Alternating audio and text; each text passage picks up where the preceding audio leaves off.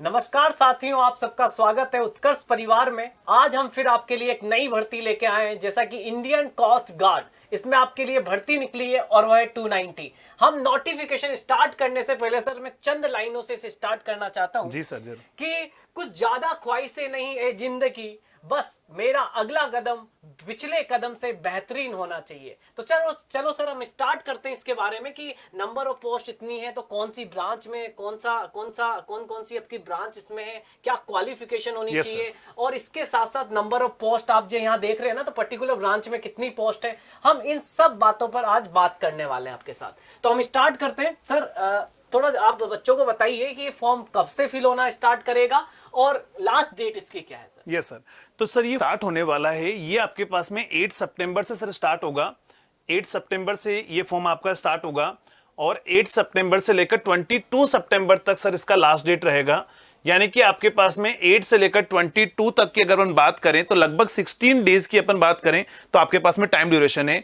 और इसके अंदर सर स्पेसिफिकली अगर बताएं तो ये जो वैकेंसी आ रखी है ये only electrical, mechanical and electronics branch के लिए ही है। अदर ब्रांचेज इसमें अप्लाई नहीं कर सकते। और एक और सर बहुत बड़ी बात कि इसमें जो है ओनली डिप्लोमा स्टूडेंट ही अलाउ है, इंजीनियरिंग वाले इसमें अलाउड नहीं है। तो आपने जैसा सुना कि इसमें ओनली डिप्लोमा वाले अलाउ है और इसमें 3 ही ब्रांच के लिए वैकेंसी आई है, जिसमें सर ने जैसा बताया कि मैकेनिकल, इलेक्ट्रिकल और इलेक्ट्रॉनिक्स। सर सर इसमें एक और की पॉइंट्स था, इसमें एज का जो फैक्टर था ना, वो एज भी आप बच्चों को बता दीजिए कि कहां से कहां तक वो मतलब इसे फिल किया जा सकता है। सर यही तो सीक्रेट है, एज वाला अपन बताएंगे लेकिन आगे चलकर बताएंगे कि कितनी एज वाले स्टूडेंट इसमें फिल कर सकते हैं। यही बहुत बड़ी बात है सर इसके अंदर।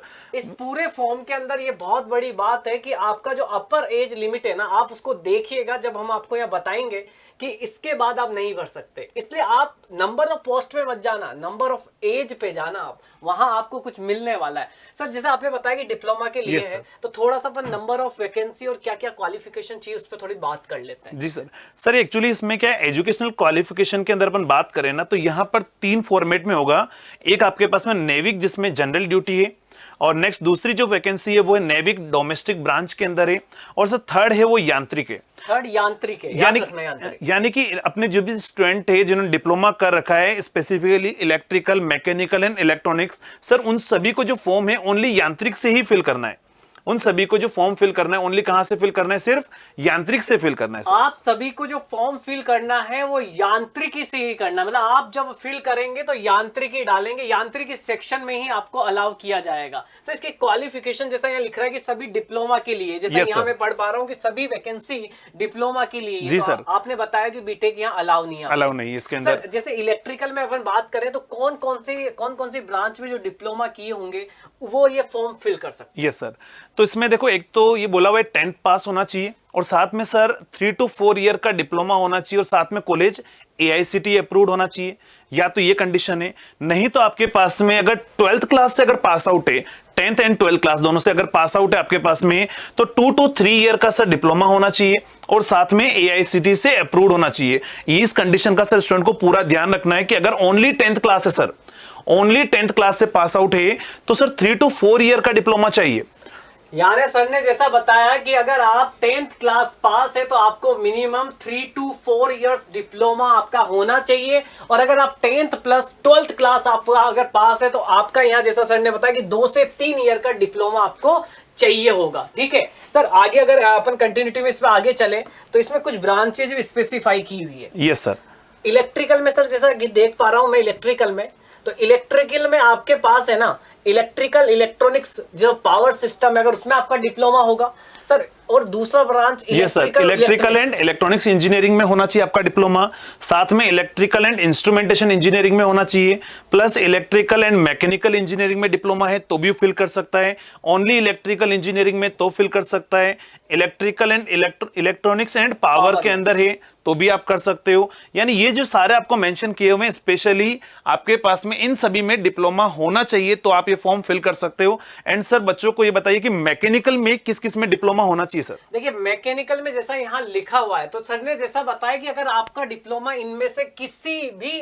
ब्रांच में है तो आप ये फॉर्म फिल करने के लिए क्या है, क्वालिफाई आप कर सकते हैं, मतलब फिल कर सकते हैं, उसमें आप एलिजिबल है। मैकेनिकल में बात करें तो मरीन में और इसमें सर एक मरीन इंजीनियरिंग और सिस्टम में भी कर सकता है। Yes sir. मैकेनिकल इंजीनियरिंग में हो, प्रोडक्शन में हो, मैकेनिकल इंजीनियरिंग में ऑटोमोबाइल से आपने डिप्लोमा किया हो, या फिर आपने आरएससी से डिप्लोमा किया हो, या रिपेयर एंड मेंटेनेंस से किया हो, या फिर आपने प्रोडक्शन इंजीनियरिंग से डिप्लोमा किया हो, और एक शिप बिल्डिंग से सर इन्होंने डिप्लोमा किया हो। और इलेक्ट्रॉनिक्स और टेलीकम्युनिकेशन में भी आई थिंक ऐसा ही कुछ नजर आ रहा है सर। इलेक्ट्रॉनिक्स के अंदर भी आपको यही बोला हुआ कि इलेक्ट्रॉनिक्स इंजीनियरिंग से ओनली होगा तो कर सकता है, ऑप्टिकल फाइबर से होगा। यानी कि स्टूडेंट को क्या करना है सर, इन सभी स्पेसिफाइड आपको जो ब्रांचेस दे रखी है उनको ध्यान में रखते हुए ही फॉर्म फिल करना है। ये भी एक बहुत बड़ी बात है सर, ध्यान रखना है। आप सभी को ये ध्यान होना चाहिए। सबसे पहले देखो, फॉर्म फिल करने से पहले फॉर्म को थोड़ा पढ़ लिया जाए, थोड़ा सा ये पढ़ लिया जाए कि हमारा जो क्वालिफिकेशन है क्या वो मैच कर रहा है या फिर नहीं कर रहा है। ये सबसे बड़ी बात है। जैसे सर ने बताया कि सारी चीजों को आप पढ़ लो। सर नंबर ऑफ पोस्ट पे अपन थोड़ी सी बात करते हैं कि नंबर ऑफ पोस्ट कितनी है। अगर यांत्रिकी की बात करेंगे सर, और जनरली मैकेनिकल, इलेक्ट्रिकल और इलेक्ट्रॉनिक्स की अपन बात करते हैं, तो सर आपको बताएंगे कि नंबर ऑफ पोस्ट कितनी है। तो सर एक तो जो अपन बात कर रहे थे कि एज वाला फैक्टर है वो थोड़ा सा बहुत मैटर करेगा, क्योंकि सर स्टूडेंट को यहाँ पर मिनिमम जो है वो 18 ईयर्स से और मैक्सिमम 20 ईयर्स ही होना चाहिए ओनली।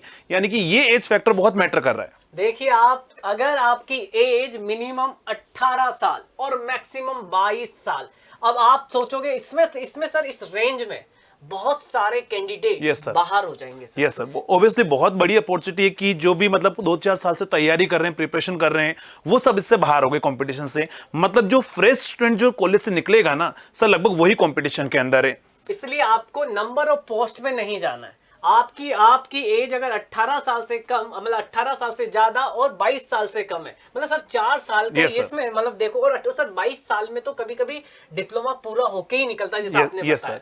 सर इसमें थोड़ा एज रिलैक्सेशन भी है। अपर एज रिलैक्सेशन जो है वो 5 ईयर का है SC ST के लिए, एंड 3 ईयर का है जो OBC नॉन क्रीमर के अंदर आते हैं, उनके लिए एज रिलैक्सेशन दे रखा है। और सर एक और इन्होंने बोला हुआ है कि इसमें नेविक हो या फिर आपके पास में यांत्रिक हो, इसमें बोर्न जो होना चाहिए वो 1 मई 2001 से लेकर 30 अप्रैल तक आपके पास में 2005 तक आपके पास में क्या होना चाहिए, वो आपके पास में बोर्न होना चाहिए कैंडिडेट। आपने अभी देखा कि अगर आप SC ST से हैं तो 5 ईयर का आपको मिलेगा, 5 ईयर्स का रिलैक्सेशन आपको मिल रहा है। और जैसा सर ने बताया कि OBC वो भी नॉन क्रीमी लेयर में है, तब जाके 3 ईयर का आपको 3 ईयर्स का आपको क्या मिलने वाला है, रिलैक्सेशन मिलने वाला है। तो नंबर ऑफ पोस्ट पे अगर बात करें तो मैकेनिकल में 16 पोस्ट नजर आ रही है, इलेक्ट्रिकल में 10 पोस्ट नजर आ रही है, और मुझे इलेक्ट्रॉनिक्स में 9 पोस्ट नजर आ रही है। नंबर ऑफ पोस्ट जरूर कम है, पर याद रखना नंबर ऑफ कैंडिडेट्स भी कम ही होने वाले हैं। सर कंपनी, एक तो कंपनी बहुत मैटर करती है सर। पोस्ट बहुत कम है लेकिन कंपनी बहुत बड़ी है सर। इंडियन कोस्ट गार्ड सभी को पता है, नेवी मतलब बहुत बड़ी कंपनी है। तो डियर स्टूडेंट, ये अपॉर्चुनिटी आपको मिस नहीं करना है। चाहे नंबर ऑफ वैकेंसी कम हो ज्यादा, उससे कोई फर्क नहीं पड़ेगा सर। एक ही तो चाहिए स्टूडेंट को, अगर जो फॉर्म फिल करेगा तो उसके लिए इनफ है मेरे अकॉर्डिंग। तो सर इसमें एक और चीज लिखी हुई है, इन्होंने नोट लगा के चीज लिखा हुआ है कि जो ये वैकेंसी ना ये टेंटेटिव है, मतलब ये बदली भी जा सकती है। तो आप अपने फॉर्म को फिल करिए और इसमें आप अपनी तैयारी को बूस्टअप करिए। इसमें तैयारी भी एक है ना सर, इसमें नंबर ऑफ स्टेज में काफी सिलेक्शन में था, तो अपन बच्चों से बात करेंगे तो थोड़ा सा सिलेक्शन किस तरह से होगा सर, थोड़ा सा। सर एक्चुअली इसमें 4 स्टेजेस में सिलेक्शन होने वाला है कैंडिडेट का। 4 स्टेजेस में क्या क्या होगा, रिटन एग्जाम होगा, मेडिकल भी होगा, बहुत सारी चीजें होगी इसमें। तो 1 बाय 1 अगर अपन डिस्कस करें कि इसमें 4 स्टेजेस के अंदर जो है वो किस किस तरीके से अगर वो बात करेंगे, तो सर पहले अगर मैं बात करूं फर्स्ट स्टेज में, तो सर फर्स्ट स्टेज के अंदर जो है वो आपके पास में क्या होगा, रिटन एग्जामिनेशन होगा। सबसे पहले आपका रिटन एग्जामिनेशन होने वाला है, नोट कर लेना, आपका रिटन एग्जामिनेशन होगा सबसे पहले। सर रिटन एग्जामिनेशन में भी इन्होंने एक बात बहुत बड़ी मेंशन कर रखी है कि सर जो भी कैंडिडेट है ना सेंटर पर जाएंगे तो उनको जो अपन होता है ना एडमिट कार्ड लेके जाते हैं, तो वो एडमिट कार्ड जो है ना मेंशन किया हुआ है कि आपको कलर्ड आपको एडमिट कार्ड लेके जाना है, आप black and white admit card नहीं लेके जा सकते। सर ये भी बहुत बड़ा ध्यान रखना है कैंडिडेट को। आप ये याद रखिएगा कि जो भी एडमिट कार्ड जब आप सेंटर्स पे एग्जाम के लिए जा रहे हो तो वो कलर प्रिंट होना चाहिए।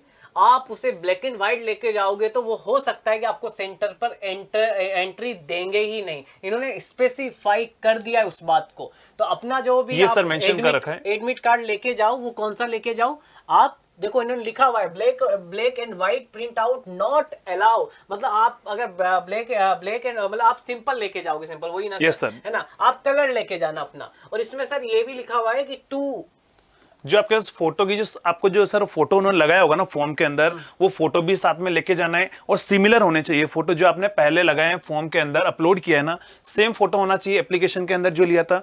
लेकिन साथ में सर SC ST वाले कैंडिडेट के लिए भी बहुत बहुत बड़ा मेंशन किया हुआ है कि जो TA मिलेगा सर इनको, उनके लिए क्या चाहिए, एक तो ओरिजिनल सर्टिफिकेट चाहिए किसका आपके पास में कि वो SC ST से बिलोंग करता है या नहीं करता है, प्लस साथ में उसको ओरिजिनल टिकट भी लेके जाना है अगर वो TA के लिए क्लेम करता है तो इनका भी ध्यान रखना है। तो आपको इसका भी ध्यान रखना है कि अगर आप SC ST से बिलोंग करते हैं तो आपको क्या क्या लेके जाना है वहां पे, ठीक है सर। आगे अगर अपन बात करें तो एक बार पैटर्न की हल्का सा बात कर लेते हैं सर कि क्या क्या पैटर्न होने वाला है पोस्ट के लिए।